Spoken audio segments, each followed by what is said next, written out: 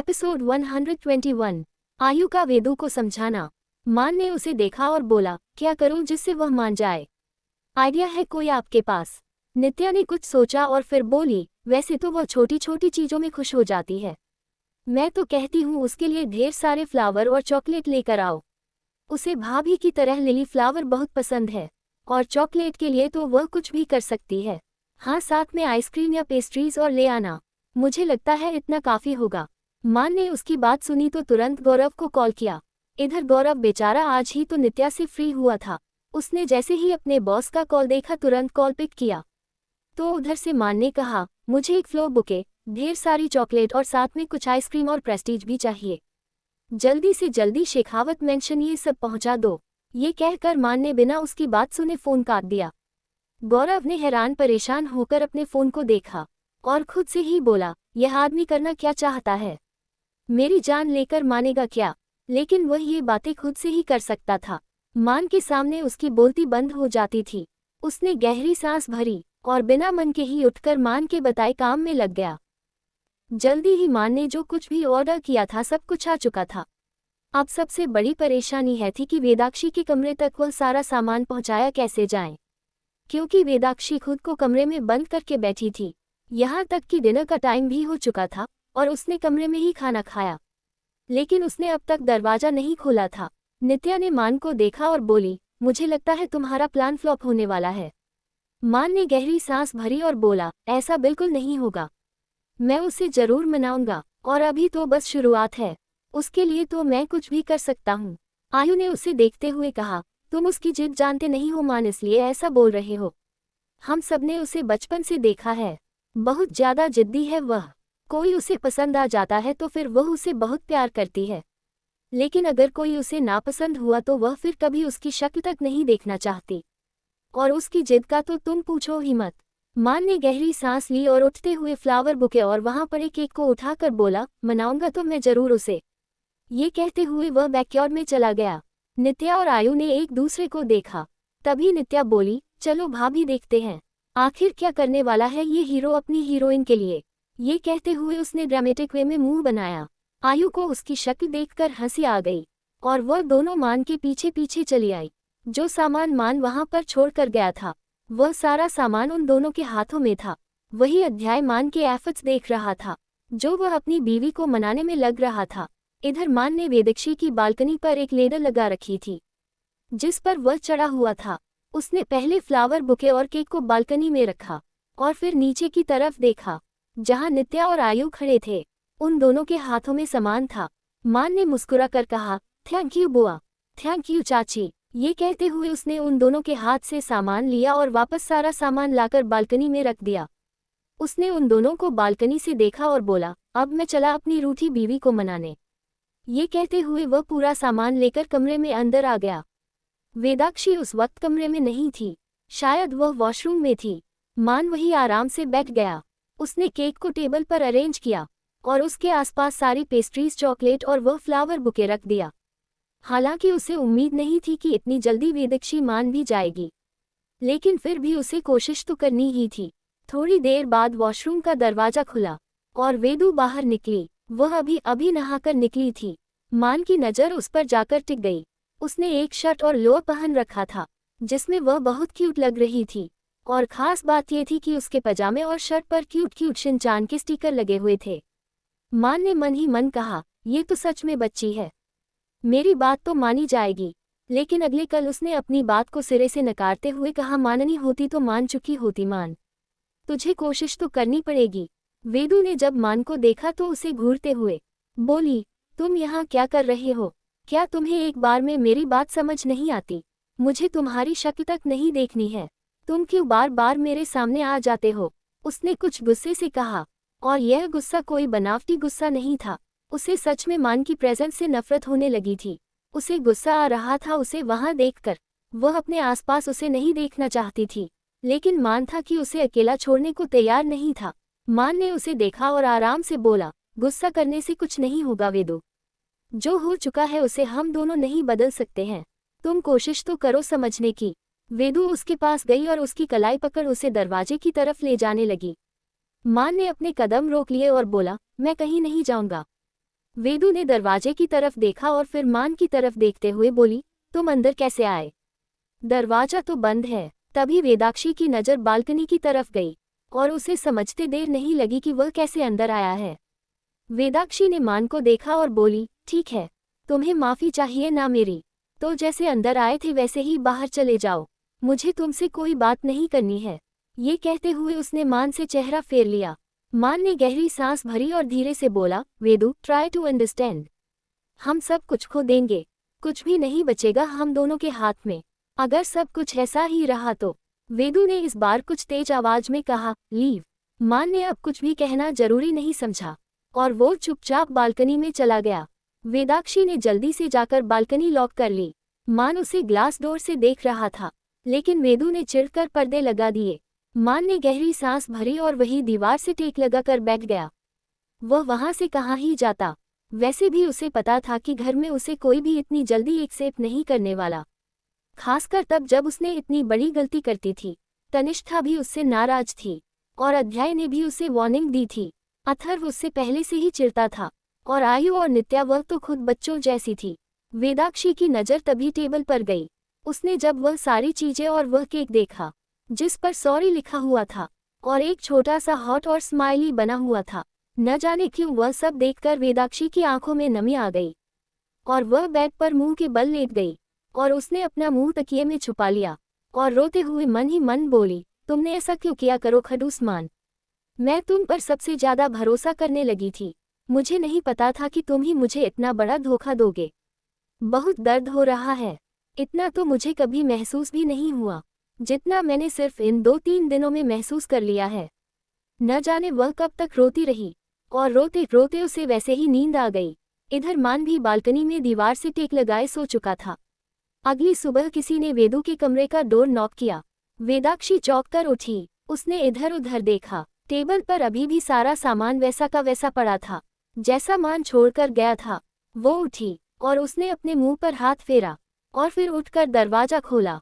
सामने आयु खड़ी थी। आयु ने वेदू को देखा तो मुस्कुराकर बोली, उठ गई तुम? ये कहते हुए उसने अंदर की तरफ झांक कर देखा।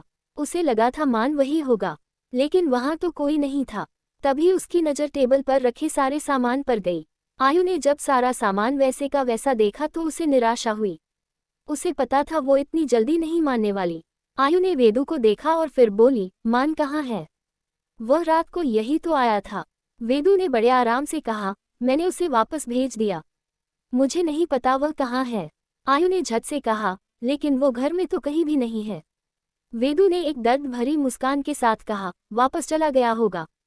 वेदाक्षी को यही लग रहा था कि वह वापस चला गया, लेकिन तभी आयु बोली, नहीं, वापस वह जा ही नहीं सकता, उसकी कार अभी भी बाहर खड़ी है। ये सुनकर वेदू कुछ हैरान हुई। उसने जल्दी से जाकर बालकनी का पर्दे हटाए और उसकी नज़र मान पर नजर गई, जो अब भी दीवार से टेक लगाए बैठा था और उसकी आंखें बंद थी। शायद वह अब भी नींद में था।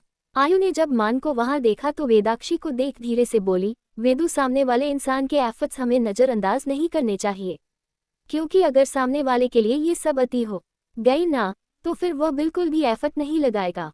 मान ने शुरू से ही इस रिश्ते में एफर्ट्स लगाए हैं। तुमने तो अभी कुछ दिन पहले एफर्ट लगाने शुरू किए थे, लेकिन याद करो, इस रिश्ते की शुरुआत से लेकर अब तक अगर कोई इस रिश्ते को बचाए रखने के लिए एफर्ट्स लग रहा था तो वह सिर्फ मन था।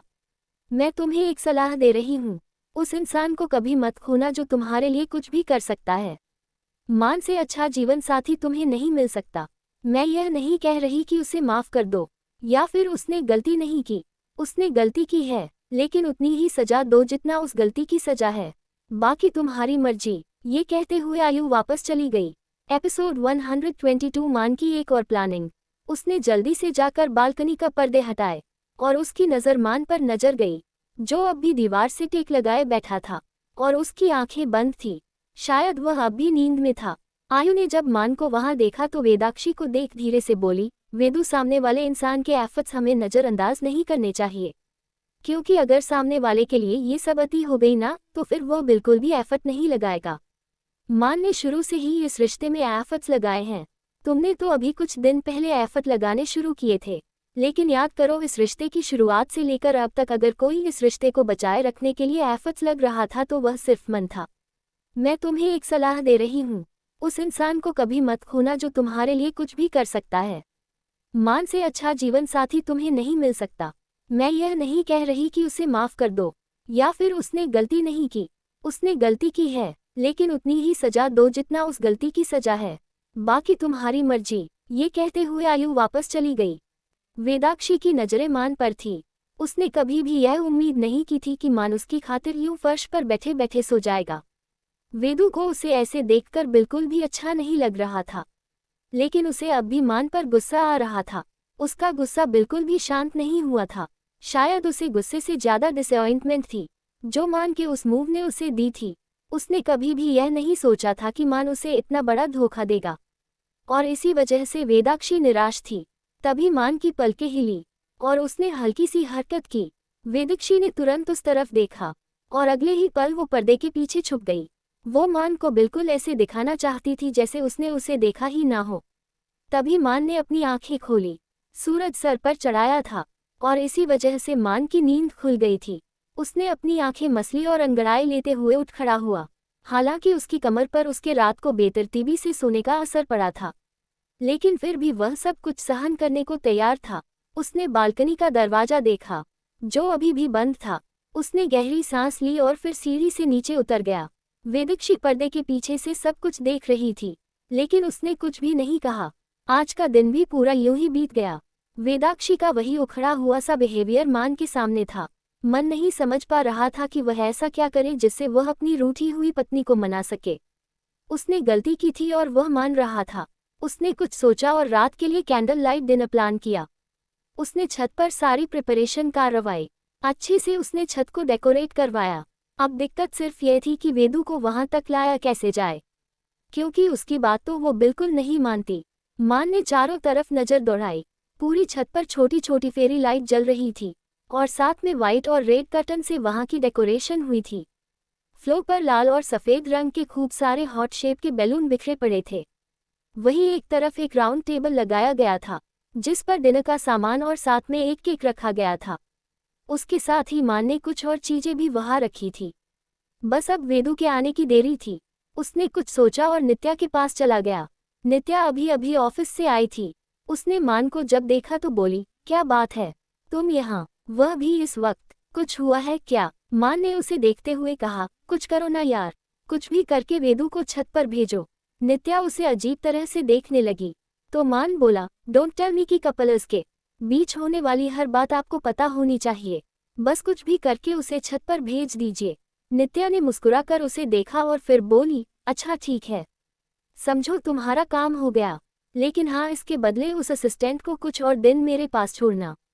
मान ने हंसते हुए कहा, आप उसे पूरा ही रख लेना, मैं कुछ नहीं कहूँगा। नित्या उसकी बात सुनकर हंस पड़ी, फिर बोली, अच्छा ठीक है, मैं भेजती हूँ उसे। ये कहकर वह वेदू के कमरे की तरफ बढ़ गई। वह जब वेदू के कमरे में आई तो वेदू शांत सी बैठी थी। नेहा ने गहरी सांस ली और बोली, इंसान के दिल पर लगे जख्म पता नहीं इतनी आसानी से भरते क्यों नहीं है। लगता है मान को कुछ और मेहनत करनी पड़ेगी। ये कहते हुए वो गहरी सांस लेकर कमरे में चली गई।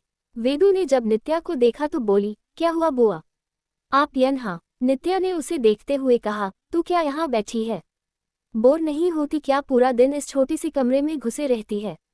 वेदाक्षी उसे देख रही थी। तभी नित्या बोली, अच्छा एक काम करो, तुम ना छत पर चलो, थोड़ी देर में मैं भी आती हूँ। हम दोनों के लिए काफी लेकर आराम से बैठेंगे और गप्पे मारेंगे। हालांकि वेदाक्षी का मन नहीं था, लेकिन नित्या ने उसे बहुत ज्यादा कन्विंस किया और इसी वजह से उसे उसकी बात माननी पड़ी और वह उठकर टेरेस की तरफ बढ़ गई। इस बीच उसने एक नज़र हॉल में भी डाली। उसे लगा था मान उसे वही मिलेगा, लेकिन मान वहां नहीं था। वेदू ने लेकिन इस बात पर बिल्कुल भी ध्यान नहीं दिया और ऊपर चले गई। नेहा ने उसे जाते हुए देखा तो मन ही मन मुस्कुरा कर बोली, सरप्राइज का वेट करो मेरी जान, कुछ भी कहो ये रिश्ता तो मैं बिल्कुल टूटने देना नहीं चाहती, और तुम्हें भी आप बस मान मना ही लेगा। ये सोचकर वह मुस्कुरा दी, लेकिन अगले ही पल उसे कुछ याद आया और वह खुद से बोली, मुझे भी तो अपने वाले को मानना है। पता नहीं उस आदमी के मन में क्या चलता रहता है, मुझे समझ नहीं आता वह मुझसे इतना चिढ़ता क्यों है। ये कहते हुए उसने मुंह बनाया और फिर अपने कमरे में चली गई। नई कहानी, नई शुरुआत। कहानी मेरी प्रोफाइल पर मिल जाएगी और प्लीज़ एक बार पढ़कर जरूर देखें। मेरे जो जेन्युइन रीडर है वो तो जरूर पढ़ेंगे, तो प्लीज पढ़िएगा जरूर। ये कहानी है दो अलग अलग सोच रखने वाले लोगों की। एक तरफ अनिरुद्ध राणा जन्हार रूढ़िवादी सोच का इंसान है, वहीं खनक खुले विचारों और ख्यालों की लड़की, जो अभी अभी अपनी पढ़ाई पूरी करके जोधपुर लौटी थी। उसके आते ही उसके घर वालों ने उसका रिश्ता अनिरुद्ध के साथ तय कर दिया, जिसके लिए औरतों का काम पढ़ाई लिखाई नहीं बल्कि घर संभालना है। अनिरुद्ध और खनक दोनों के घर वालों ने ही उन पर इस रिश्ते के लिए दबाव बनाया और उन दोनों को करनी पड़ी शादी के लिए हाँ। क्या होगा इस जबरदस्ती के रिश्ते का अंजाम? क्या होगा जब सबको पता लगेगा कि खनक अनपढ़ नहीं बल्कि पढ़ी लिखी है? क्या खनक और अनिरुद्ध निभा पाएंगे इस रिश्ते को? क्या दोनों की विपरीत सोच कभी इन दोनों की दूरियां मिटने देगी? जानने के लिए पढ़िए ये कहानी रंगरसिया तेरे इश्क में, ओनली ऑन पॉकेट नॉवेल पर। एपिसोड 123। हालांकि वेदाक्षी का मन नहीं था, लेकिन नित्या ने उसे बहुत ज्यादा कन्विंस किया और इसी वजह से उसे उसकी बात माननी पड़ी और वो उठकर टेरेस की तरफ बढ़ गई। इस बीच उसने एक नज़र हॉल में भी डाली। उसे लगा था मान उसे वही मिलेगा, लेकिन मान वहां नहीं था। वेदू ने लेकिन इस बात पर बिल्कुल भी ध्यान नहीं दिया और ऊपर चले गई। नेहा ने उसे जाते हुए देखा तो मन ही मन मुस्कुरा कर बोली, सरप्राइज का वेट करो मेरी जान। कुछ भी कहो, ये रिश्ता तो मैं बिल्कुल टूटने देना नहीं चाहती और तुम्हें भी आप बस मान मना ही लेगा। ये सोचकर वह मुस्कुरा दी, लेकिन अगले ही पल उसे कुछ याद आया और वह खुद से बोली, मुझे भी तो अपने वाले को मानना है। पता नहीं उस आदमी के मन में क्या चलता रहता है, मुझे समझ नहीं आता वह मुझसे इतना चिढ़ता क्यों है। ये कहते हुए उसने मुंह बनाया और फिर अपने कमरे में चली गई। वेदाक्षी टेरेस पर आए, वहां पर चारों तरफ अंधेरा था, लेकिन उसने इस बात पर बिल्कुल गौर नहीं किया। वह चलकर सामने की रेलिंग के पास आई और रेलिंग को पकड़कर चांद को देखने लगी। आज चांद आधे से भी आधा था। वेदू बस एकटक उस चांद को देख रही थी। उसके दिमाग में न जाने क्या चल रहा था, लेकिन हाँ इतना तय था कि उसके दिमाग में अभी भी मान ही चल रहा था और वह उसके अलावा कुछ सोच नहीं पा रही थी। यहाँ आकर उसने एक बार भी दूसरी तरफ नज़र घुमाना जरूरी नहीं समझा और न ही उसके दिमाग में नित्या चल रही थी, जो उसे अभी आने का बोलकर गई थी। लेकिन 5 मिनट से ज्यादा हो चुके थे और नित्या अब तक आई नहीं थी। तभी उसे कुछ आवाज सुनाई दी और उसने पलटकर देखा और इसी के साथ वहां की लाइट्स ऑन हो गई। हर तरफ फेरी लाइट्स की जगमगाती रोशनी थी। वेदाक्षी हैरानी से चारों तरफ देख रही थी। वह डेकोरेशन काफी प्यारी थी और हर तरफ वहां पर हॉट शेप बलून और रोज पेटल्स बिखरी हुई थी।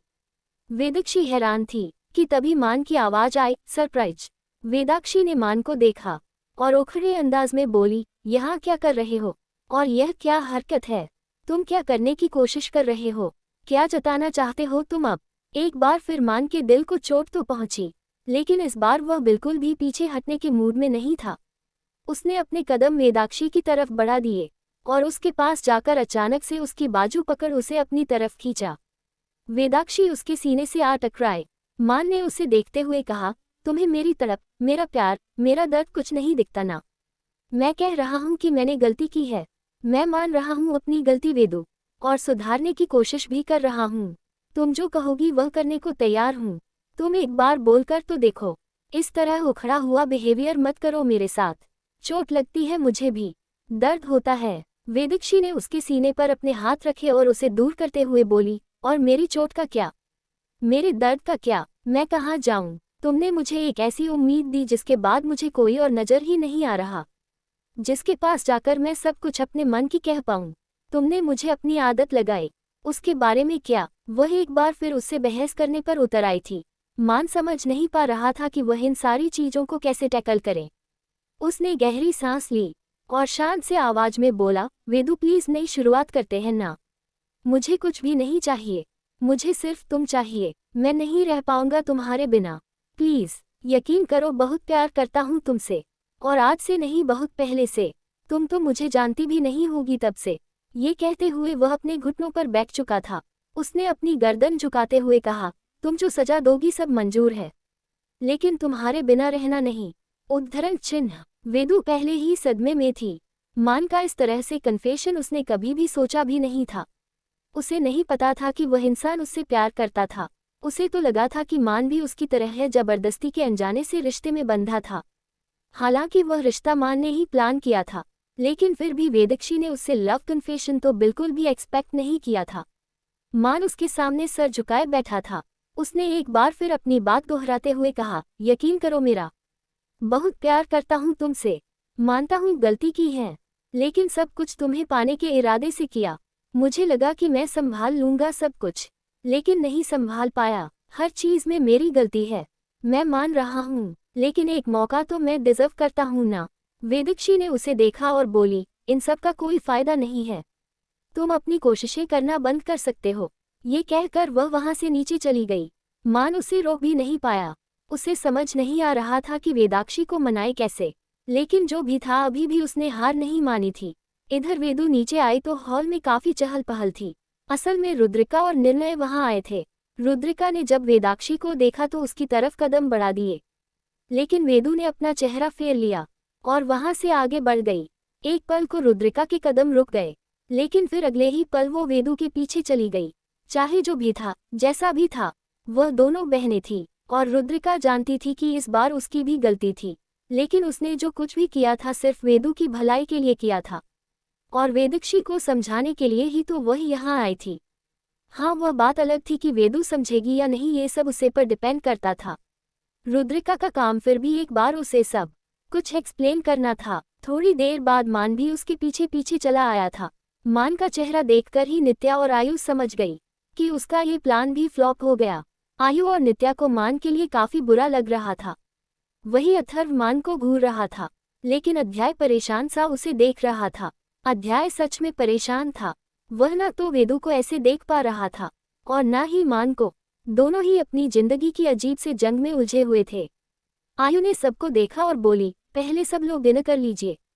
सब ने हामी भरी और डाइनिंग एरिया की तरफ बढ़ गए। सब आकर खाने के लिए बैठे।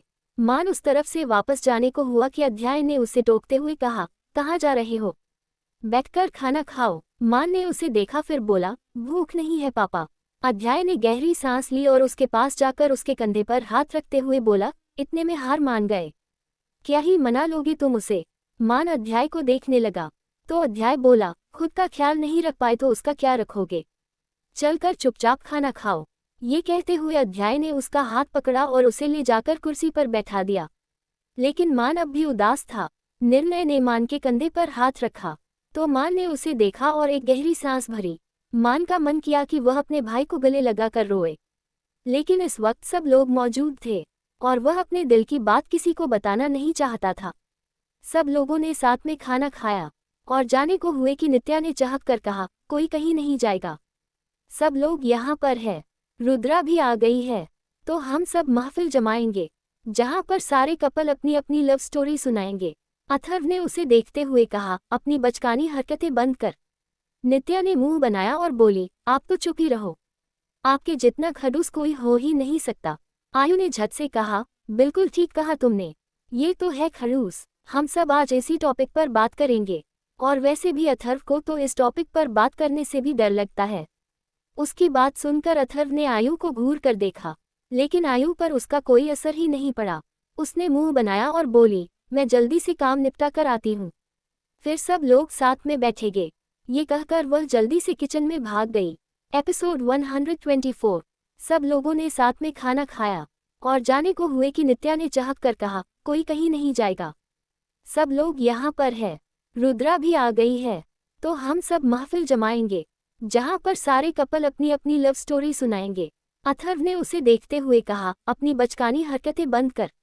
नित्या ने मुंह बनाया और बोली, आप तो चुप ही रहो, आपके जितना खड़ूस कोई हो ही नहीं सकता। आयु ने झट से कहा, बिल्कुल ठीक कहा तुमने, ये तो है खड़ूस। हम सब आज इसी टॉपिक पर बात करेंगे और वैसे भी अथर्व को तो इस टॉपिक पर बात करने से भी डर लगता है। उसकी बात सुनकर अथर्व ने आयु को घूर कर देखा, लेकिन आयु पर उसका कोई असर ही नहीं पड़ा।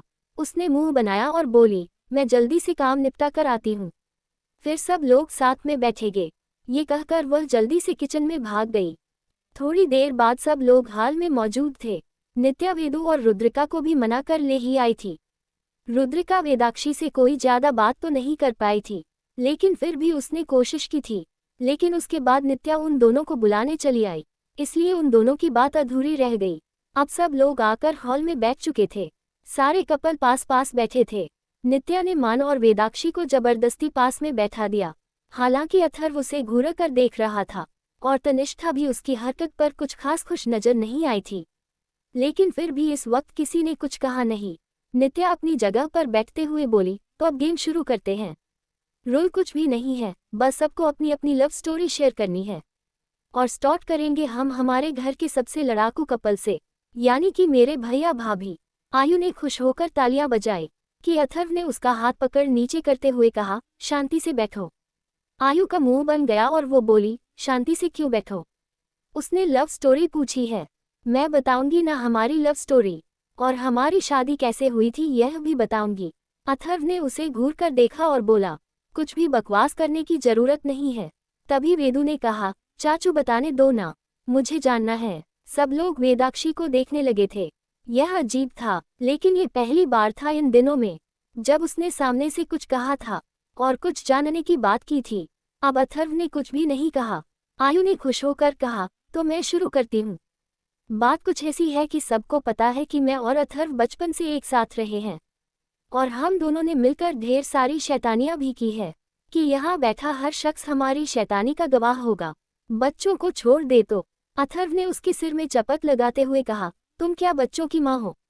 तुम भी बच्चों में ही आती हो, समझी? आयु का मुंह बन गया, लेकिन फिर भी उसे कहानी तो बतानी ही थी, इसलिए वह आगे बताने लगी और याद करते करते अपनी पुरानी यादों में खो गई और अथर्व भी उसके साथ पुरानी यादों में खो गया। फ्लैशबैक। अथर्व और आयु हमेशा से साथ रहे थे और वैसे भी अथर्व का विजन तो बचपन से ही क्लियर था कि उसे अगर अपनी भाभी से शादी नहीं करने दी गई तो वह आयु से शादी करेगा। वैसे भी जब उस दिन छोटे से अथर्व ने अपनी भाभी तनिष्ठा को प्रपोज किया था तो उसके भाई ने उससे कहा था कि वह अपने लिए अपने उम्र की कोई ढूंढ ले। यहाँ तक कि उसके पापा ने भी उससे यही बात कही थी। और फिर आए अथर्व की जिंदगी में आयु, और जिस दिन से आयु उसकी जिंदगी में आई थी अथर्व की लाइफ ही बदल गई। वह दोनों साथ रहते और दोनों हर काम साथ ही करते और फिर देखते ही देखते जब दोनों बड़े हो गए तो घर वालों ने भी डिसाइड कर लिया कि उन दोनों की शादी कर दी जाए।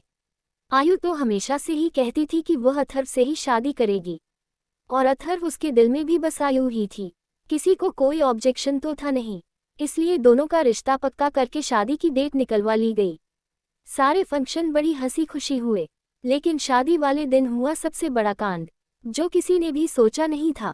आयु मंडप पर बैठी थी, लेकिन दूल्हा नहीं था। आयु ने गुस्से से कहा, इस अथर्व को तो मैं छोड़ूंगी नहीं। लास्ट मोमेंट पर वह शादी से कैसे मना कर सकता है? वह गुस्से से उठी और जल्दी से अध्याय के कमरे में गई। सब लोग उसे हैरानी से देख रहे थे। अथर्व के पापा सार्थक ने कहा, ये कहाँ गई? और मुझे समझ नहीं आ रहा यह अथर्व गया कहाँ? उल्लू का पट्टा, ऐसे तो उसे शादी की बड़ी जल्दी थी और आज शादी वाले दिन भी गायब हो गया। तभी गर्व बोला, वह गायब नहीं हुआ है फूफा जी, वह यही कहीं है, क्योंकि इतनी जल्दी वह यहाँ से भला कहाँ जा सकता था। अध्याय ने गर्व को देखते हुए कहा, छोटे जल्दी करो और जाकर ढूंढो उसे, पता नहीं आयु गुस्से में क्या ही कर देगी। तभी उन्हें एक गन शॉट की आवाज सुनाई दी और सब लोग डर के मारे कान बंद करके नीचे बैठ गए। उन्होंने आयु की तरफ देखा, जो गन हाथ में लिए हवा में फायर कर रही थी। सार्थक ने डरते हुए कहा, आयु बेटा क्या कर रही हो यह? छोड़ो उसे, लग जाएगी तुम्हें। आयु ने गुस्से से कहा, पापा आज तो आप बीच में आइएगा ही मत, आपके बेटे ने मेरी नाक में दम करके रखा है। अथर्व की माँ बानी ने घबरा कर कहा, हे भगवान, आयु ऐसे नहीं करते बेटा, उससे शादी होने वाली है तुम्हारी। आयु ने उन्हें देखा और बोली, पर माँ आपका लाडला बेटा मिले तब ना। है कहाँ वह? तभी अथर्व बाहर से आता दिखाई दिया। उसने जब घर का माहौल देखा तो हड़बड़ा गया।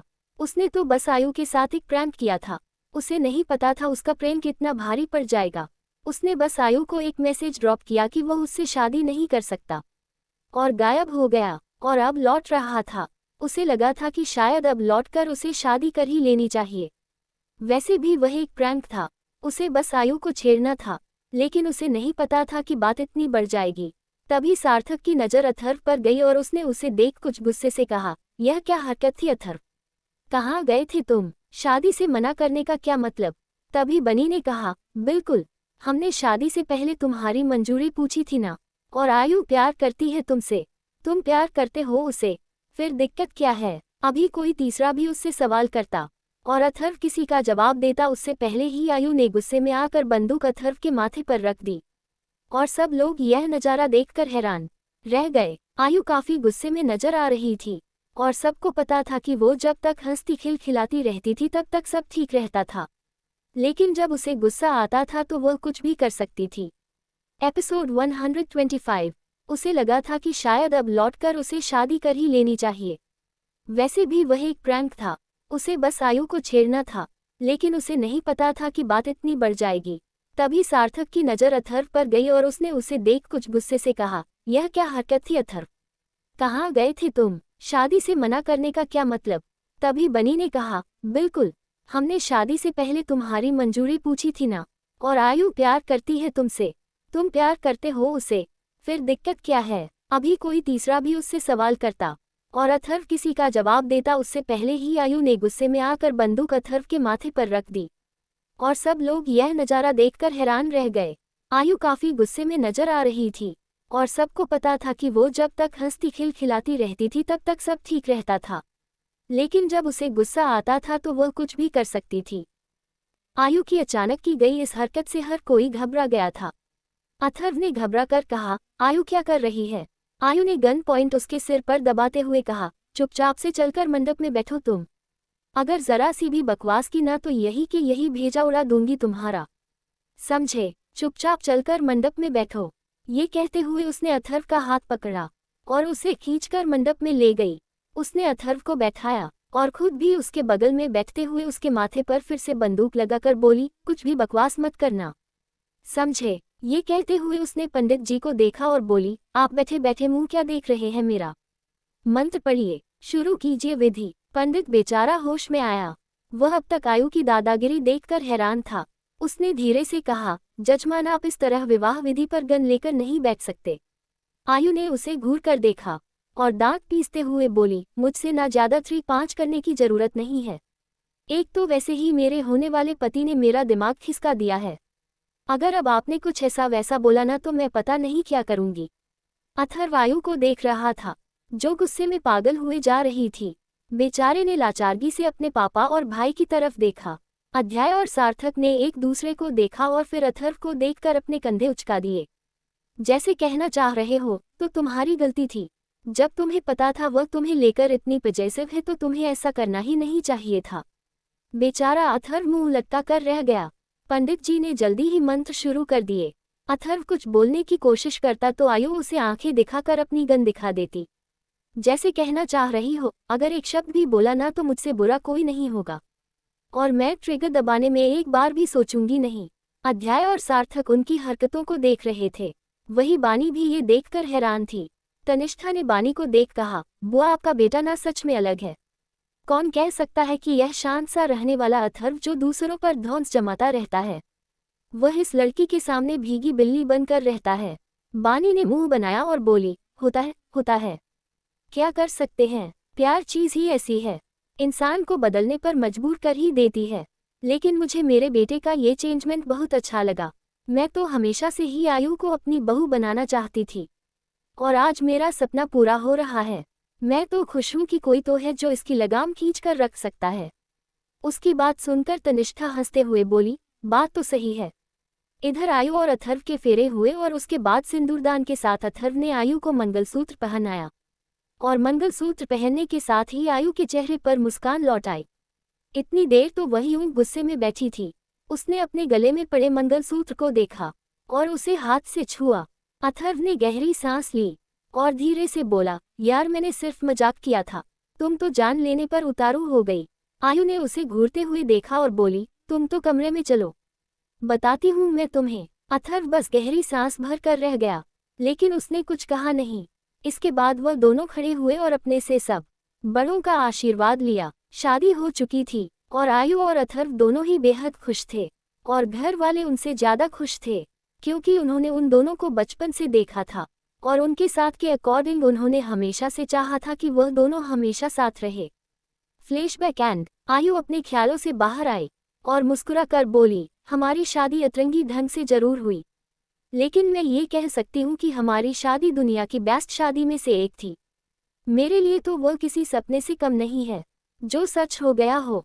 ये कहते हुए उसने मुस्कुराकर अथर्व को देखा और अथर्व मुस्कुराते हुए उसे ही देख रहा था। तभी अध्याय बोला, उनके बचपन का एक किस्सा तो मुझे भी याद है। उस टाइम अथर्व शायद 5 साल का रहा होगा और आयु सिर्फ 3 साल की थी। और आहिरा अध्याय की बहन की शादी के टाइम दोनों ने एक दूसरे को माला पहनाई और पूरे घर में सबको दिखाते हुए घूम रहे थे कि उन दोनों ने शादी कर ली है। रुद्रिका ने झट से कहा, सच में अंकल, लेकिन क्या आपने उन्हें डांटा नहीं? और यह आइडिया किसका था? अथर्व ने मुस्कुराते हुए आयु को देखा और बोला, इस शैतान का। उस टाइम बच्चे थे, इतनी समझ नहीं थी। इसने मुझसे आकर कहा, चलो शादी करते हैं। मैं हैरान था और मैंने इससे पूछा भी कि ऐसे कैसे, तो उसने कहा कि उसने टीवी में देखा था, वह अंकल आंटी को माला पहनाते हैं और उनकी शादी हो जाती है। और सच में हम दोनों ने डेकोरेशन में आई फूलों की माला एक दूसरे को पहनाए और पूरे घर में घूम रहे थे। उसकी इस बात पर सब लोग हंस पड़े। ये सुनकर तो वेदू को भी हंसी आ गई थी। मान की नज़र तो बस उसी पर अटक गई। मान तो जैसे पल के झपकाना ही भूल गया हो। कितने दिनों बाद उसने वेदिक्षी को फिर से इस तरह हंसते खिलखिलाते देखा था। वेदू की वह मुस्कान उसके दिल को सुकून दे रही थी, चाहे वह किसी भी बात पर खुश थी। मान के लिए यह इम्पॉर्टेंट था कि वह खुश थी। तभी रुद्रा ने कहा, वैसे तनिष्ठा आंटी और अध्याय अंकल की लव स्टोरी तो फेमस है। इन दोनों की तो डायरेक्ट शादी हुई थी, बड़े ही ट्विस्ट एंड टर्न्स के साथ। मुझे तो बस अब अपने माँ पापा की स्टोरी जाननी है। आखिर उनकी शादी कैसे हुई मुझे आज तक नहीं पता। राम ने उसे देखा और बोला, मेरी शादी भी कुछ कम अतरंगी नहीं रही है। सिया ने उसे देखा फिर बोली, हाँ वैसे भी तुम्हें तो पापा ने पहली बार में ही रिजेक्ट कर दिया था। राम ने मुंह बनाया और बोला, हाँ उस वक्त तो मेरे ससुर जी मेरी लव स्टोरी के दुश्मन बन बैठे थे। अध्याय ने हंसते हुए कहा, भूल मत बेटा, अभी भी तेरी लव स्टोरी के दुश्मन तेरे ससुर जी ही है। और इसकी वजह क्या है ये तू भी जानता है और मैं और सिया भी। वेदिक्षी ने हैरानी से कहा, क्या मतलब आपका? और वजह क्या है, बताओ तो। सिया ने उसे देखा और मुस्कुरा कर बोली, बेटा ये जो तुम्हारे राम अंकल हैं ना, यह मेरी मम्मी से फ्लर्ट करते थे। और अभी अगर मम्मी यहाँ होती तो यह उनके आगे पीछे मंडरा रहे होते, उनकी तारीफों कर रहे होते, उनसे फ्लर्ट कर रहे होते। और मेरे पापा इस बात से चिढ़ जाते। उसकी यह बात सुनकर सब लोग हैरानी से राम को देखने लगे। एपिसोड 126। मुझे तो बस अब अपने माँ पापा की स्टोरी जाननी है। आखिर उनकी शादी कैसे हुई मुझे आज तक नहीं पता। राम ने उसे देखा और बोला, मेरी शादी भी कुछ कम अतरंगी नहीं रही है। सिया ने उसे देखा फिर बोली, हाँ वैसे भी तुम्हें तो पापा ने पहली बार में ही रिजेक्ट कर दिया था। राम ने मुंह बनाया और बोला, हाँ उस वक्त तो मेरे ससुर जी मेरी लव स्टोरी के दुश्मन बन बैठे थे। अध्याय ने हंसते हुए कहा, भूल मत बेटा, अभी भी तेरी लव स्टोरी के दुश्मन तेरे ससुर जी ही है। और इसकी वजह क्या है ये तू भी जानता है और मैं और सिया भी। वेदिक्षी ने हैरानी से कहा, क्या मतलब आपका? और वजह क्या है, बताओ तो। सिया ने उसे देखा और मुस्कुरा कर बोली, बेटा ये जो तुम्हारे राम अंकल हैं ना, यह मेरी मम्मी से फ्लर्ट करते थे। और अभी अगर मम्मी यहाँ होती तो यह उनके आगे पीछे मंडरा रहे होते, उनकी तारीफों कर रहे होते, उनसे फ्लर्ट कर रहे होते। और मेरे पापा इस बात से चिढ़ जाते। उसकी यह बात सुनकर सब लोग हैरानी से राम को देखने लगे और अगले ही पल सब हंस पड़े। राम ने मुंह बनाते हुए कहा, ज्यादा दांत दिखाने की जरूरत नहीं है भाई, अब अपनी सास से रिलेशन अच्छे रखने चाहिए। ससुर तो वैसे भी मेरी सुनते नहीं है। सिया ने उसे घूरते हुए देखा और बोली, तुम्हारी हरकतें ही ऐसी है। हाँ तभी तो उन्होंने मेरी शादी तुमसे करवा दी ना। राम ने उसे घूरते हुए कहा। सिया का मुंह बन गया। वह भी जानती थी कि सिया के पापा का मन जीतने के लिए राम ने कितने एफर्ट लगाए थे, क्योंकि सिया के पापा को हमेशा से लगता था कि राम मुंह फट है और मस्ती मजाक में ही अपना वक्त बर्बाद करता है। उन्हें हमेशा से ये लगता था कि राम सिया के काबिल नहीं है, लेकिन राम ने अपनी मेहनत लगन और एफर्ट से सिया के पापा का मन जीता था और उसके बाद वह भी उन दोनों को मना नहीं कर पाए। लेकिन राम का सिया की माँ के साथ राम का अलग रिश्ता था। वह सिया के सामने होते हुए भी उसकी मम्मी से फ्लर्ट करता था और अक्सर उसकी इस आदत पर सिया के पापा चिढ़ जाते थे और राम हमेशा उन्हें सुनाते हुए ये ताना मारता था।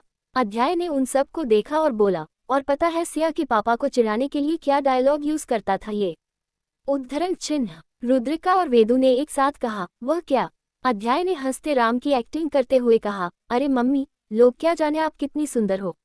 अगर आप मुझे थोड़े से पहले मिले होते ना तो मैं सिया को छोड़कर आपसे शादी कर लेता। उसकी यह बात सुनकर सब लोग एक बार फिर हंस पड़े। चाहे जो भी था, नित्या के इस प्लान की वजह से घर का वह शांत और सीरियस माहौल दूर हो चुका था और अब पूरे घर में उन सब की हंसी गूंज रही थी। और वेदाक्षी इन सब में शायद अपने मन में चल रही उन सारी बातों को भूल चुकी थी। भले ही कुछ पल के लिए ही सही, लेकिन वह खुश थी। सब लोग यूं ही हंसी मजाक करते हुए अपनी अपनी स्टोरी शेयर कर रहे थे और उसके बाद सब अपने अपने रूम में जाकर सो गए। दिन बीत रहे थे। निर्णय और रुद्रिका के आने के बाद मान को मोरल सपोर्ट तो मिला था, लेकिन फिर भी वेदाक्षी अब तक मानी नहीं थी और मान इसी वजह से परेशान था। देखते ही देखते एक हफ्ता बीत गया। वेदाक्षी के बिहेवियर में कोई चेंजमेंट आया नहीं। वह उसी तरह रूड बिहेव कर रही थी और मान उसके बिहेवियर से कहीं ना कहीं दुखी हो रहा था। वह अपनी गलती मानने को तैयार था, लेकिन वेदाक्षी उसे माफ करने को अब तक तैयार नहीं हुई थी। वह ये तक मान रहा था कि उसकी गलती छोटी नहीं थी। वो मानता था कि वेदू को टाइम की जरूरत थी, लेकिन फिर भी इस वक्त वह सिर्फ उसे अपने साथ जाता था, उसे वक्त देना चाहता था। लेकिन अथर्व ने पहले ही डिवोर्स पेपर भेज दिए थे, इसी वजह से मान को यहाँ आना पड़ा था। मान अकेला रात में छत पर बैठा चांद को देख रहा था। उसके मन में कुछ तो चल रहा था। वह समझ नहीं पा रहा था कि वह सही है या गलत है, लेकिन हाँ, उसने मन ही मन एक फैसला ले लिया था। उसने अपनी कलाई पर बंधी घड़ी को देखा, जिसमें रात के 1:30 बज चुके थे, लेकिन मान की आंखों में नींद नहीं थी। उसने गहरी सांस भरी और उठकर नीचे चला आया। वह उस गेस्ट रूम में आया जिसमें वह रुका हुआ था और उसने जाकर कबर्ड खोला। वह कुछ ढूंढ रहा था शायद, और जब उसे वह मिल गया तो वह आराम से आकर बेड पर लेट गया। अगली सुबह वेदाक्षी उठी और जल्दी से नहाने चली गई। आज वह कुछ अलग सी लग रही थी। ना जाने उसके मन में क्या चल रहा था, लेकिन कुछ तो बदला था। वह जैसे ही तैयार होकर आए उसे हॉल में सब लोग नजर आए, लेकिन मान कहीं नहीं था। रुद्रिका और निर्णय भी जा चुके थे। उसने अध्याय को देखा और बोली, क्या हुआ पापा? सब लोग यहाँ, और दी और जीजू कहाँ हैं? तनिष्ठा ने उसे देखकर कहा, जा चुके हैं वो दोनों घर पर। वेदू ने अब इधर उधर अपनी नजरें दौड़ाई, लेकिन उसे मान कहीं भी नहीं दिखा। तो उसने फिर से सवाल किया, और मान वह कहाँ हैं? उसके सवाल पर एक पल के लिए सब खामोश हो गए। वेदाक्षी ने फिर से कहा, क्या हुआ? मान कहाँ है? नित्या ने उसे देखा और बोली, इंसान के सहने की लिमिट होती है वेदू। मैंने पहले भी कहा था ना तुमसे। मान वापस लौट चुका है, तुम्हारे लिए डिवोर्स पेपर छोड़कर गया है। उसका कहना है कि अगर तुम उससे अलग रहकर खुश रहती हो तो उसे इस बात से कोई दिक्कत नहीं है। आइंदा से वह कभी भी तुम्हारे सामने नहीं आएगा। यहाँ तक कि उसने तो डाइवोर्स पेपर पर साइन तक कर दिए हैं। बस तुम्हारे साइन होने बाकी है, फिर भाई इन पेपर्स को कोर्ट में भेज देंगे और जल्दी ही तुम दोनों का डाइवोर्स हो भी जाएगा, क्योंकि हमारे पास वैलिड रीजन है इस डाइवोर्स के लिए। उसकी बात सुनकर वेदाक्षी हैरान रह गई थी। उसने हैरान से कहा, क्या आप कैसी बात कर रही है बुआ? Divorce paper? भला हमारा डिवोर्स क्यों होगा? अध्याय ने उसे देखते हुए कहा, क्यों नहीं होगा? वैसे भी मान ने साइन कर दिए हैं, बस तुम भी साइन कर दो, उसके बाद ये रिश्ता खत्म, और तुम भी खुश और वह भी खुश। वेदू ने हैरानी से कहा, पापा कैसी बातें कर रहे हैं आप? तभी तनिष्ठा ने वेदाक्षी को समझाते हुए कहा, देखो बेटू, जबरदस्ती किसी भी रिश्ते को नहीं निभाया जाता, और वैसे भी उसने गलती की थी, और तुम भी तो उससे गुस्सा होकर यहाँ आई थी ना। उसके बाद ही तो अथर्व ने मान को डिवोर्स पेपर भेजे थे। मान ने तुम्हें मनाने की कोशिश की, लेकिन तुम्हें नहीं मना पाया, तो उसने भी गिव अप कर दिया और डिवोर्स पेपर छोड़कर चला गया। तो इसमें गलत क्या है? बस तुम भी इन पर साइन करो और फिर तुम इस झूठे रिश्ते से आज़ाद हो जाओगी। फिर तुम जैसे चाहे वैसे अपनी जिंदगी जी सकती हो, एक नए सिरे से अपनी जिंदगी शुरू कर सकती हो। वेदाक्षी हैरानी से अपने परिवार वालों को देख रही थी। उसे समझ नहीं आ रहा था कि वहाँ हो क्या रहा था। यहाँ तक कि उसे तो मान का यह मूव समझ ही नहीं आया था। उसने कभी नहीं सोचा था कि वह कुछ ऐसा कर देगा। मान जब से आया था तब से उसे मनाने के लिए न जाने कितनी ही मशक्कत में लगा हुआ था, और उसने कितने ही एफर्ट्स लगाए भी थे, और उसके एफर्ट्स का ही नतीजा था कि वह वेदू का दिल जीतने में कामयाब हुआ था। वेदाक्षी ने जो एहसास मान के साथ रहकर महसूस किए थे, उन एहसासों को अब तो उसने पहचाना था, और वह उन एहसास को नाम देना चाहती थी। लेकिन आज उसे पता लग रहा था कि मान लौट चुका था, और इतना ही नहीं, उसके लिए डिवोर्स पेपर छोड़कर गया था। उसे धक्का सा लगा और वह 2 कदम पीछे हट गई। आंखों में अचानक से नमी आ गई, और वह नमी कब गालों पर लुढ़क आई उसे अंदाजा नहीं हुआ। उसने धीरे से कहा, वह कैसे जा सकता है? वह मुझसे अलग कभी नहीं हो सकता। ये कहते हुए उसके जहन में मान का उस दिन का कन्फेशन ताज़ा हो गया और उसने तुरंत अपने आंसू पोंछ लिए। घर में हर कोई उसे ही देख रहा था। वह सब जानना चाहते थे कि वेदक्षी क्या करना चाहती है। अब क्या होगा आगे? क्या करेगी वेदु? क्या यही डेस्टिनी होगी मान और वेदु का रिश्ते की? जानने के लिए पढ़ते रहिए ये कहानी। एपिसोड 127 में डिवोर्स नहीं दूंगी। वेदक्षी हैरानी से अपने परिवार वालों को देख रही थी। उसे समझ नहीं आ रहा था कि वहां हो क्या रहा था। यहाँ तक कि उसे तो मान का यह मूव समझ ही नहीं आया था। उसने कभी नहीं सोचा था कि वह कुछ ऐसा कर देगा। मान जब से आया था तब से उसे मनाने के लिए न जाने कितनी ही मशक्कत में लगा हुआ था और उसने कितने ही एफर्ट्स लगाए भी थे और उसके एफर्ट्स का ही नतीजा था कि वह वेदु का दिल जीतने में कामयाब हुआ था। वेदक्षी ने जो एहसास मान के साथ रहकर महसूस किए थे उन एहसासों को अब तो उसने पहचाना था और वह उन एहसास को नाम देना चाहती थी। लेकिन आज उसे पता लग रहा था कि मान लौट चुका था और इतना ही नहीं उसके लिए डिवोर्स पेपर छोड़कर गया था। उसे धक्का सा लगा और वह 2 कदम पीछे हट गई। आंखों में अचानक से नमी आ गई और वह नमी कब गालों पर लुढ़क आई उसे अंदाजा नहीं हुआ। उसने धीरे से कहा, वह कैसे जा सकता है? वह मुझसे अलग कभी नहीं हो सकता। ये कहते हुए उसके जहन में मान का उस दिन का कन्फेशन ताज़ा हो गया और उसने तुरंत अपने आंसू पोंछ लिए। घर में हर कोई उसे ही देख रहा था। वह सब जानना चाहते थे कि वेदक्षी क्या करना चाहती है। वेदाक्षी ने अध्याय को देखा और बोली, मुझे घर जाना है पापा। अथर्व ने जल्दी से कहा, क्या बात कर रही है वेदु? तेरा ही तो घर है ये, फिर कहाँ जा रही है? वेदाक्षी ने उसे देखते हुए कहा, नहीं यह मेरा घर नहीं है। मेरा घर वहाँ है जहाँ मान है। मुझे उसके पास जाना है। अथर्व हैरान था। कल तक मान इतने एफर्ट लगा रहा था लेकिन वेदाक्षी पर बिल्कुल असर नहीं हो रहा था और आज वेदु अचानक से वापस मान के पास लौटने की बात कर रही थी। अध्याय में मन ही मन मुस्कुराते हुए कहा, ये सब तुमने जानकर किया या अनजाने में, लेकिन कुछ भी कहो तुम्हारा निशाना बिल्कुल सटीक लगा है मान। बस उम्मीद करता हूँ कि आगे और कोई ड्रामा ना हो तो ही बेहतर है। आयु ने जल्दी से कहा, हाँ चलो मान के पास चलते हैं।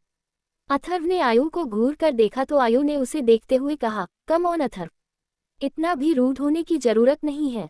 ये वेदु की इंडिविजुअल लाइफ है और वह अपना फैसला खुद ले सकती है। तुम उस पर अपना फैसला नहीं थोप सकते।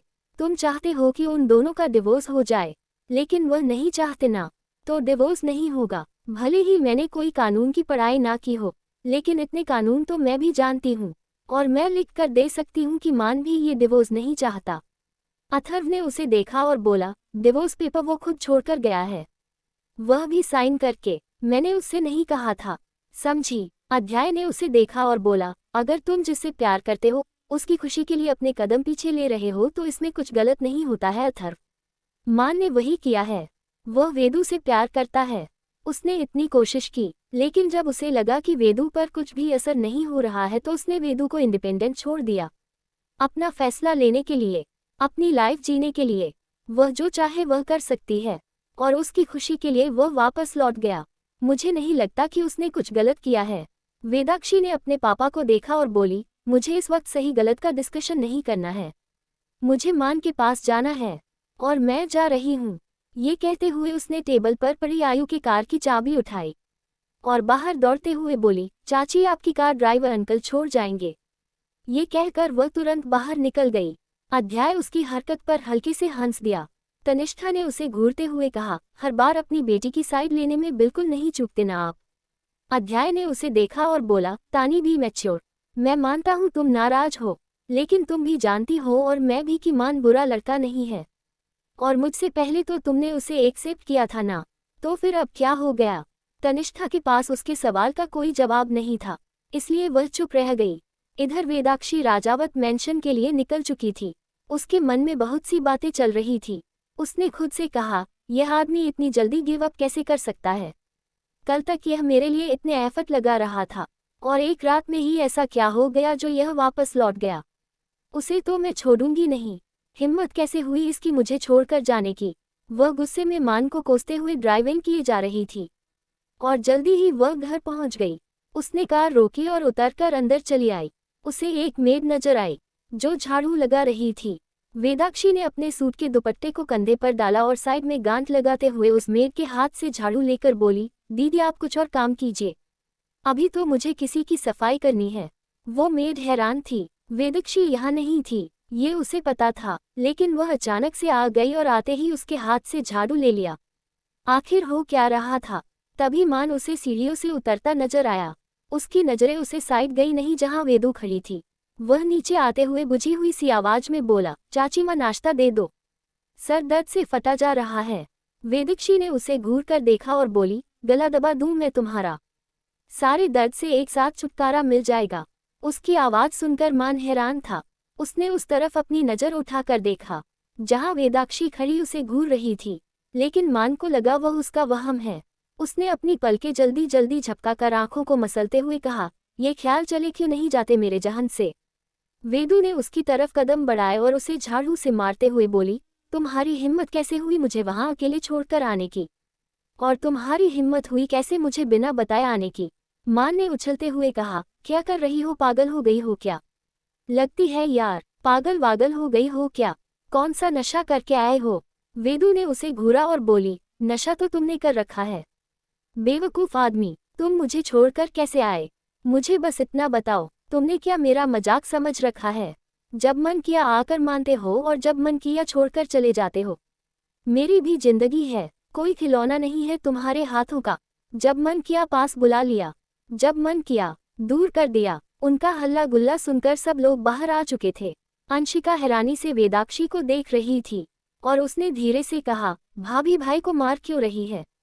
वेदू ने उसकी बात सुनी तो बोली, जान से ना मार दूं मैं से। गिरिजा जी ने आराम से कहा, बेटा बात क्या है, वह बताओ तो। वेदू ने उन्हें देखा, अब तक उसकी आंखों में आंसू उतर आए थे। वह उन्हें देख नम आंखों से बोली, चाची माँ आपका बेटा मुझे डिवोर्स पेपर देकर आया है। मन तो कर रहा है इसकी जान ले लूं मैं अपने हाथों से। यह आदमी ऐसा कर कैसे सकता है? उसका जब मन होता है मुझे पास रखता है, जब मन होता है दूर कर देता है। मैं कोई खिलौना थोड़ी हूँ, इसके हाथों का कठपुतली नहीं हूँ मैं। मान ने अपनी गर्दन झुका ली। वेदू की आवाज की बेचैनी वह अच्छे से महसूस कर पा रहा था, लेकिन कोई उसकी हालत क्यों नहीं समझ रहा था। वह ये नहीं समझ पा रहा था, क्या डिवोर्स पेपर छोड़कर आना उसके लिए आसान था? शायद बिल्कुल भी नहीं। यह फैसला उसने कितने भारी मन से लिया था ये सिर्फ वही जानता था। यह फैसला उसने कितने भारी मन से लिया था ये सिर्फ वही जानता था। गिरिजा जी ने मान को देखा और बोली, मान क्या बोल रही है वेदू? तभी निर्णय ने कहा, यह क्या हरकत की है मान, हमें नहीं पता था तूने कुछ ऐसा किया है। मान ने उन सब को देखा और बोला, तो क्या करता? कोई रास्ता था नहीं मेरे पास, मैं बस उसे खुश देखना चाहता हूँ। अगर वह मुझसे अलग रहकर खुश रहती है तो मुझे इसमें कोई भी प्रॉब्लम नहीं है। वैसे भी इसके चाचू ने मुझे पहले ही दिन डिवोर्स पेपर भेज दिए थे। वेदू ने उसके करीब जाकर उसकी कॉलर पकड़ी और कुछ गुस्से से बोली, चाचू ने भेजे थे? मैंने नहीं भेजे थे, मैंने कभी इस बीच तुमसे अलग होने का सोचा तक नहीं, और तुम कैसे सोच सकते हो कि मैं तुम्हें डिवोर्स दे दूंगी? मान उसे देखने लगा तो वेदू ने उसके सीने पर मारते हुए कहा, तुम बहुत बुरे हो। कल तक तुम मुझे मना रहे थे और आज सुबह तुम मेरे लिए डाइवोर्स पेपर छोड़कर आ गए। तुम खुद को समझते क्या हो? सब कुछ तुम्हारे हिसाब से होगा क्या? मेरी जिंदगी है, मेरे फैसले में खुद लूंगी। तुम्हारे अकॉर्डिंग में कुछ नहीं करने वाली हूँ खड़ूसमान। और ये तुम कान खोलकर सुन लो ये बात, एपिसोड 128 में तुम्हें छोड़कर कहीं नहीं जाऊंगी। गिरिजा जी ने मान को देखा और बोली, मान क्या बोल रही है वेदू? तभी निर्णय ने कहा, यह क्या हरकत की है मान, हमें नहीं पता था तूने कुछ ऐसा किया है। मान ने उन सब को देखा और बोला, तो क्या करता? कोई रास्ता था नहीं मेरे पास, मैं बस उसे खुश देखना चाहता हूँ। अगर वह मुझसे अलग रहकर खुश रहती है तो मुझे इसमें कोई भी प्रॉब्लम नहीं है। वैसे भी इसके चाचू ने मुझे पहले ही दिन डिवोर्स पेपर भेज दिए थे। वेदू ने उसके करीब जाकर उसकी कॉलर पकड़ी और कुछ गुस्से से बोली, चाचू ने भेजे थे? मैंने नहीं भेजे थे, मैंने कभी इस बीच तुमसे अलग होने का सोचा तक नहीं, और तुम कैसे सोच सकते हो कि मैं तुम्हें डिवोर्स दे दूंगी? मान उसे देखने लगा तो वेदू ने उसके सीने पर मारते हुए कहा, तुम बहुत बुरे हो। कल तक तुम मुझे मना रहे थे और आज सुबह तुम मेरे लिए डाइवोर्स पेपर छोड़कर आ गए। तुम खुद को समझते क्या हो? सब कुछ तुम्हारे हिसाब से होगा क्या? मेरी जिंदगी है, मेरे फैसले में खुद लूंगी। तुम्हारे अकॉर्डिंग में कुछ नहीं करने वाली हूँ खड़ूसमान। और ये तुम कान खोलकर सुन लो ये बात। मान ने धीरे से कहा, तुम अपने फैसले लेने के लिए आज़ाद हो। मैंने कभी भी तुम पर कोई पाबंदी नहीं लगाई। तुम जो चाहे जैसे चाहे वैसे कर सकती हो। मैं तुम्हारे फैसले के बीच कोई रोक टोक नहीं करूंगा। वेदाक्षी ने उसका कॉलर छोड़ा और बोली, मुझे डिवोर्स नहीं चाहिए। और खबरदार, जो आज के बाद तुमने इस शब्द का यूज भी किया तो मुझसे बुरा कोई नहीं होगा। मान शांत था, उसने कुछ भी नहीं कहा। वेदू ने कुछ जोर से कहा, तुम्हें सुनाई दे रहा है या नहीं दे रहा? मान ने धीरे से गर्दन हिला दी। वेदू ने फिर से कहा, मैं यहीं रहूंगी, कहीं नहीं जा रही मैं, और तुम कोशिश भी नहीं करोगे मुझे यहाँ से कहीं भेजने की। मान ने एक बार फिर गर्दन हिला दी। वेदाक्षी कुछ पलों से देखते रही। वह अब भी गर्दन झुकाए खड़ा था। वेदू की आंखों में नमी थी। उसने एक बार फिर धीरे से कहा, शादी जैसे भी की हो लेकिन निभाओगे न? उसके ये कहते ही मान ने नम आंखों से वेदाक्षी की तरफ देखा और अगले ही पल उसने खींचकर वेदाक्षी को अपने सीने से लगा लिया। मान की आंखों से आंसू बहने लगे थे। वो चाह कर भी खुद को रोने से रोक नहीं पा रहा था। वही वेदाक्षी भी रो रही थी। यहाँ तक कि घर के हर एक इंसान की आंखें नम हो चुकी थी। रुद्रिका तो मन ही मन भगवान का धन्यवाद कर रही थी कि कम से कम उसकी बहन को अक्ल तो आई और उसने मान को माफ कर दिया। वही निर्णय भी मन ही मन खुश था। वह अपने भाई को बिल्कुल भी स्ट्रगल करते नहीं देखना चाहता था। मान ने छोटी उम्र में सब कुछ खो दिया था और निर्णय इस बार बिल्कुल नहीं चाहता था कि वह अपनी पत्नी को भी खो दे। गिरिजा जी ने उन दोनों को देखा और बोली, अच्छा चलो ये सब बातें छोड़ो अब। अंत भला तो सब भला। छोटे मोटे लड़ाई झगड़े हर पति पत्नी में होते हैं और इन्हीं लड़ाई झगड़ों की वजह से तो प्यार बढ़ता है। अब चलकर सब लोग नाश्ता करो। वह सब आकर डाइनिंग टेबल पर बैठ गए और हंसी खुशी नाश्ता करने लगे। आज संडे था तो किसी को कहीं जाना भी नहीं था। रुद्रिका और निर्णय ने फैसला किया कि वेदाक्षी और मान को अकेला छोड़ दिया जाए। इसलिए उन दोनों ने भी वेदू और मान को रोकने की कोशिश नहीं की। मान और वेदू जब कमरे में आए तो मान में दरवाजा लगाते हुए बोला, अब भी सोच लो वेदू, मेरी तरफ से तुम फ्री हो। वेदाक्षी ने उसे देखा और नम आंखों से बोली, पर मुझे नहीं होना फ्री। मुझे तुम्हारे साथ जुड़कर रहना है। मेरी गलती है, मैं मानती हूँ, लेकिन सच में मेरा इंटेंशन तुम्हें हर्ट करने का नहीं था। मैं खुद हर्ट थी और इस चक्कर में यह नहीं देख पाई थी मैं तुम्हें भी हर्ट कर रही हूँ। मान ने उसे देखा और गहरी सांस लेकर बोला, अच्छा ये सब छोड़ो, तुम बस अपने करियर पर फोकस करो। और लेकिन इससे आगे वह कुछ कहता उससे पहले ही वेदाक्षी ने उसे जाकर कस के हग कर लिया। एक पल के लिए मान हैरान था, लेकिन वेदू कस के उससे लिपटी हुई थी। उसने अपने हाथ मजबूती से मान के कमर पर लपेट रखे थे। मान ने उसे देखा और फिर धीरे से अपने हाथ उसकी कमर और पेट पर बांध दिए। वेदाक्षी ने रोते हुए कहा, आई एम सॉरी, मैंने बहुत हर्ट किया तुम्हें। मेरा सच में ऐसा कोई इंटेंशन नहीं था। जाने अनजाने में मैंने हर बार तुम्हें बहुत ज्यादा हर्ट किया। माँ ने उसे खुद के सीने में छुपाते हुए धीरे से कहा, इट्स ओके, ज्यादा मत सोचो। वेदू ने उस पर अपनी पकड़ और टाइट कर ली। मान ने उसे थोड़ी देर बाद खुद से अलग किया और उसके चेहरे को थामकर प्यार से बोला, अच्छा हो गया अब। कोई बात नहीं, मेरी भी गलती उतनी ही थी। मैंने जो किया उसके बाद तुमने मुझे माफ कर दिया, ये काफी है मेरे लिए। वेदाक्षी ने धीरे से ना में गर्दन हिलाए और बोली, पर मैंने भी तो बराबर में उतनी ही गलती कर दी ना। मैंने तुम्हें हर्ट किया, मैं सच में जानबूझकर नहीं करना चाहती थी। मुझे गुस्सा आ रहा था। तुमने मुझसे झूठ बोला और झूठ बोलकर शादी कर ली। मान ने गहरी सांस भरते हुए कहा, उस वक्त यही दिमाग में आया और मैंने जो समझ आया वह कर दिया। वेदू ने उसे देखा और धीरे से बोली, तुमने कहा तुम प्यार करते हो, सच में करते हो? मान को वह बहुत ज्यादा मासूम लग रही थी। उसने हल्के से मुस्कुराकर उसके माथे को चुमा और बोला, बहुत करता हूँ, बहुत से भी बहुत ज्यादा प्यार करता हूँ। तुम बताओ, तुम भी प्यार करने लगी हो क्या, जो इस तरह पूछ रही हो? उसकी बात सुनकर वेदू आंखें बड़ी बड़ी करके उसे देखने लगी। उसे समझ नहीं आया वह उसकी बात का क्या जवाब दे, जबकि मान एक हल्की सी मुस्कान के साथ उसे देखे जा रहा था। वेदू ने तुरंत बात बदलेते हुए कहा, आज के बाद मुझे कभी झूठ मत बोलना, वरना मैं सच में माफ नहीं करूंगी। मान उसकी हरकत पर हंस दिया। उसने जानबूझकर बात बदली थी, यह मान अच्छे से समझ रहा था, लेकिन जो भी था वह उसके साथ थी। मान इसी बात में काफी खुश था और वह जानता था प्यार तो वेदाक्षी को भी हो चुका था, लेकिन इसका एहसास होना अभी बाकी था। मान ने उससे अलग होते हुए कहा, अच्छा ठीक है, बाकी सब तो सही है, पर तुम्हारे चाचू का क्या? वह हमारा डाइवोर्स करवाने पर लगे हैं। वेदू ने उसे देखा और बोली, पर मुझे डिवोर्स नहीं चाहिए। और तुम बार बार यह डाइवोर्स करना बंद करो, मुझे चिढ़ हो रही है। मान हल्के से मुस्कुराया और बोला, अच्छा ठीक है, छोड़ो ये सब, बीत गई सो बात गई। फिलहाल मेरे लिए इम्पोर्टेंट है कि तुम मेरे पास हो, मेरे साथ हो, मुझे छोड़कर कहीं नहीं जा रही है। वेदाक्षी ने उसे देखा और धीरे से बोली, मैं कहीं जाऊंगी भी नहीं, कभी भी नहीं जाऊंगी। मान ने मुस्कुराकर उसके गाल को सहलाया और बोला, ठीक है समझ गया। वेदू मुस्कुरा दी। तभी किसी ने उनके कमरे के दरवाजे पर नॉक किया। मान ने जाकर दरवाजा खोला तो सामने निर्णय और रुद्रिका खड़े थे। वह दोनों अंदर आए। निर्णय ने मान को देखकर कहा, खुश है ना अब तो? मान ने बस पलके झपका दी। इस वक्त उसके पास कहने के लिए कुछ नहीं था। उसकी बीवी ने उसे माफ कर दिया था, यह उसके लिए काफी था। कम से कम उसका ये डर तो दूर हो ही चुका था कि अगर वेदाक्षी को सच पता लगा तो न जाने क्या होगा। अब कम से कम उसे इस रिश्ते को लेकर एक डर के साए में नहीं जीना पड़ेगा, और यह उसके लिए काफी अच्छी बात थी। वेदाक्षी ने रुद्रिका को देखा तो जाकर उसके गले लग गई। रुद्रिका ने धीरे से कहा, मैं खुश हूं कि तुमने सोच समझकर सही फैसला किया।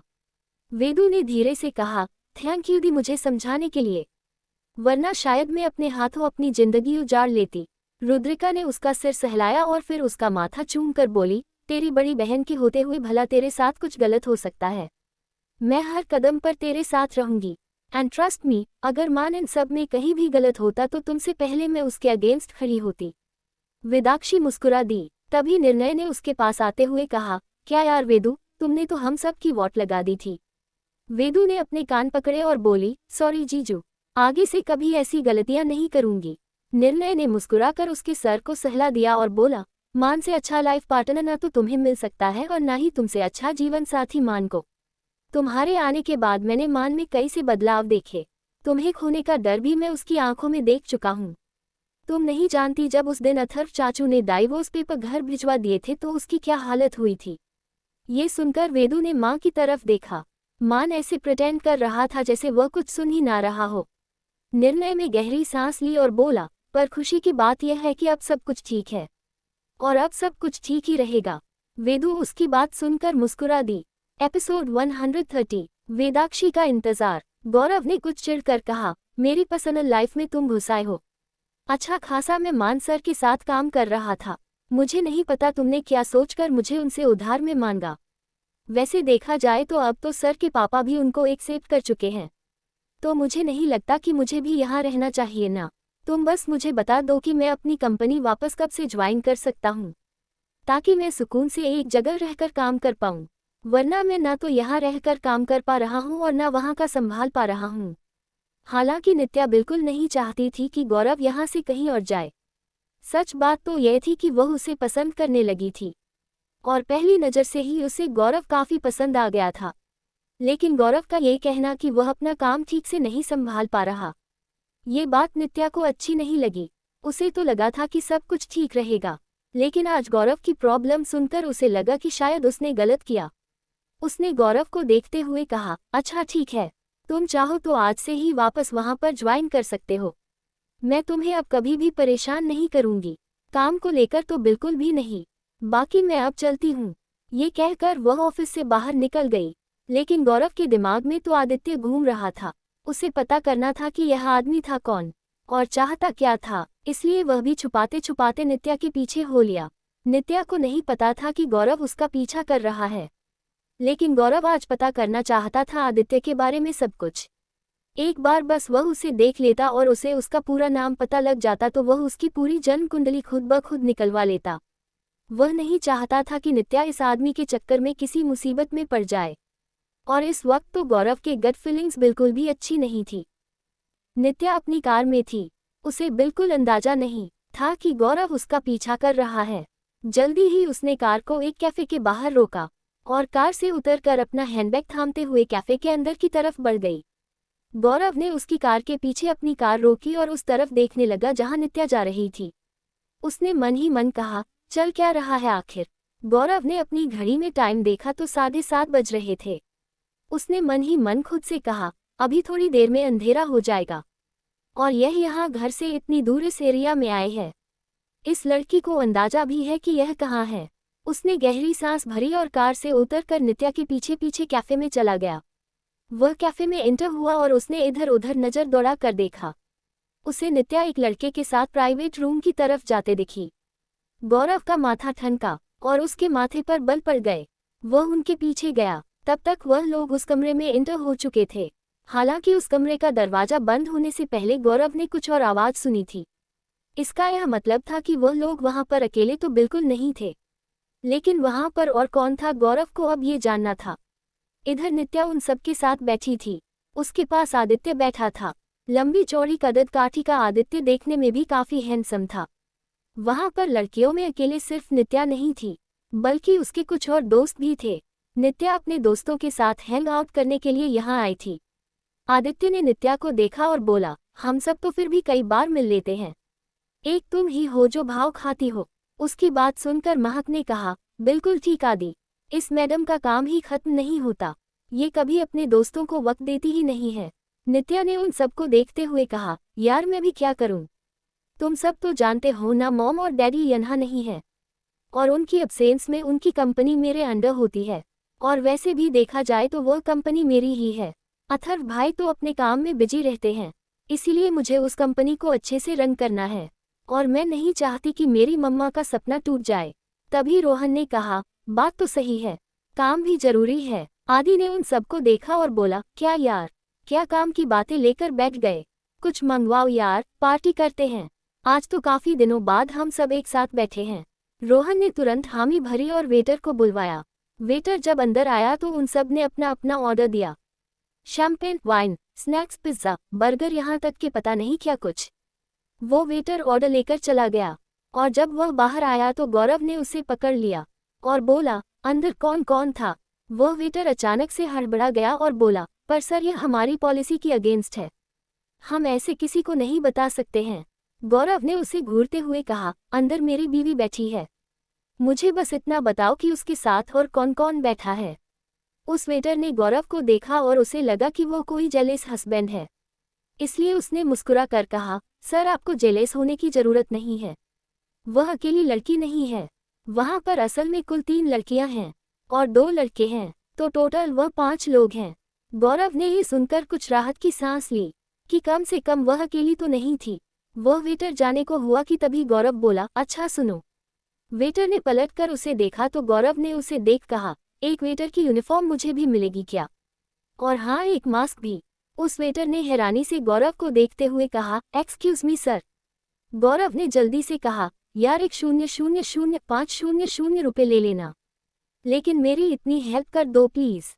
वह वेटर कुछ तो लालच में आ गया और कुछ गौरव की बात को वह जल्दी से मना नहीं कर पाया और उसने हामी भर दी और उसे अपने साथ लेकर दूसरी साइड ले गया। इधर वेदू गिरिजा जी के साथ किचन में लगी हुई थी। उसने गिरिजा जी से पता किया कि मान को खाने में क्या पसंद है। गिरिजा जी ने उसे बताया कि मान को हमेशा से ही मूंग दाल के हलवे का बड़ा शौक रहा है। वेदू ने उन्हें मनाते हुए कहा, चाची माँ मुझे बताओ ना कैसे बनता है, मान के लिए मैं बनाऊंगी। गिरिजा जी ने उसे हैरानी से देखा। जिस लड़की को कुछ भी नहीं आता था वह कह रही थी कि वह हलवा बनाएगी। उन्होंने उसका काम आसान करने के लिए कहा, अच्छा फिर एक काम करो, तुम मूंग दाल का फिर कभी बनाना, आज तुम गाजर का हलवा बना लो, तुम्हारे लिए इजी भी होगा और मान को गाजर का हलवा भी काफी पसंद है। वेदू ने उन्हें ऐसे देखा जैसे कहना चाह रही हो, क्या आप मुझे बुद्धू समझ रही है। गिरिजा जी ने उसकी आंखों की भाषा समझते हुए कहा, मैं सच कह रही हूँ, मजाक नहीं कर रही। उसे मूंग दाल का हलवा, गाजर का हलवा और खीर बहुत ज्यादा पसंद है। मैं तुम चाहो तो खीर भी बन सकती हो और साथ में पुरिया बना लेना।